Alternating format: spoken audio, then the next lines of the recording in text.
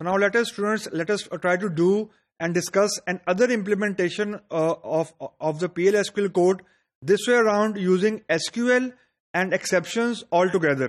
और यहाँ पे एक थोड़ी सी एडिशनल चीज मैंने ये की है कि अभी तक हमने जितनी एक्सेप्शंस की थी उनको हमने बाय नेम कैच किया था एक्सेप्शन के सेक्शन के अंदर.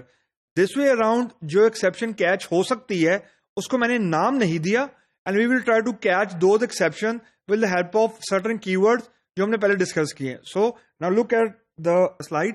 जो कोड आपको नजर आ रहा है, डिक्लेरेशन सेक्शन में एक वेरिएबल डिक्लेयर किया मैंने नेम के नाम का, यानी नेम, उसको मैंने इनिशियलाइज कर दिया एम्प्टी.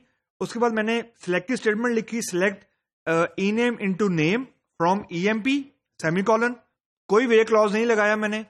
उसके बाद मैंने एक्सेप्शन लिखी when no underscore data underscore found, यानी फॉर एग्जांपल अगर टेबल एम्प्टी है तो no underscore data underscore found वाली एक्सेप्शन रेज हो जाएगी फॉर एग्जांपल, और मैसेज आ जाएगा DBMS underscore output dot put underscore line record not found.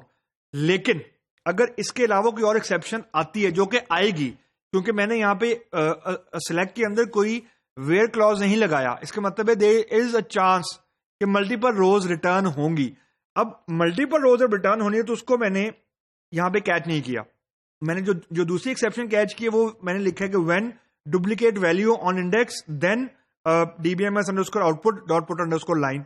अगर डुप्लीकेट वैल्यू इंसर्ट हो रही है तो अब मैंने ये वाली एक्सेप्शन कैच कर ली, ये वाली एक्सेप्शन भी रेज नहीं हो रही.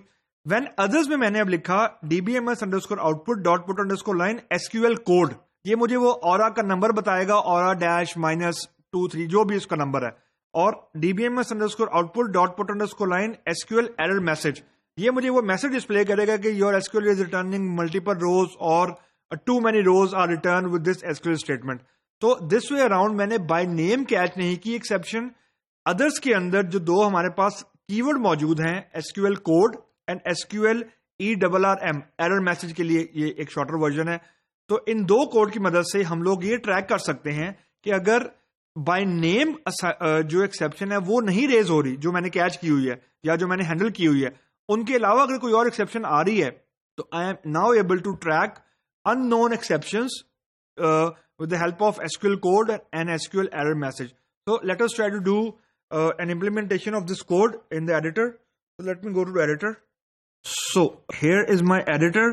Let me bring this code here and let me see how it will behave.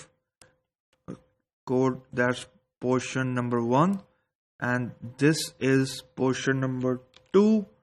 And let's see how it behave. Seemingly जो string literal का error है ये मैंने सीधा कर दी है. And let us try to now run the code. Let's see what it says. Now अब यहाँ देखें, ये error आ रहा है -1422 क्योंकि -1422 ये SQL कोड है. This is the exception number जो Oracle ने already assign किए हुए हैं, और आखिर में SQL error message है. एरर मैसेज में देखें ऑरा -01422, ये 1422 ये वाला एरर नंबर है, और मैसेज ये आ रहा है exact fetch return more than requested number of रोज.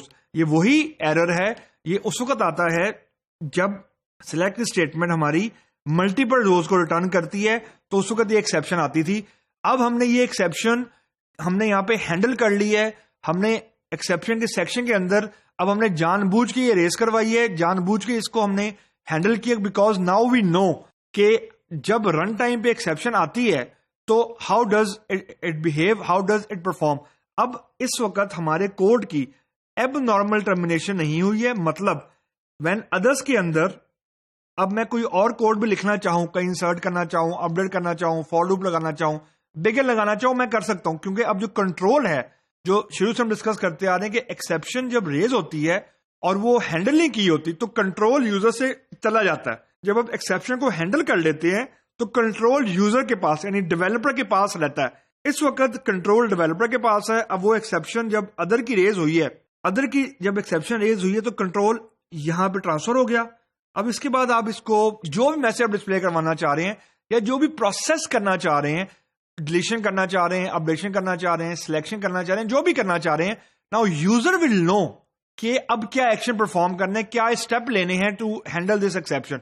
यानी abnormal termination will no longer be there when you are already handling the exceptions जो कि अदर्स के हेडिंग में आ रही है. यानी नॉन एक्सेप्शन, यानी व्हेन नो डाटा फाउंड वाली रेज नहीं हुई, डुप्लीकेट या duplicate underscore value underscore on underscore index वाली रेज नहीं हुई. इन दो के अलावा कोई और रेज हुई है, उसको हमने अदर में यहां पे हमने कैच कर लिया. And that is the beauty of handling exceptions in PL SQL.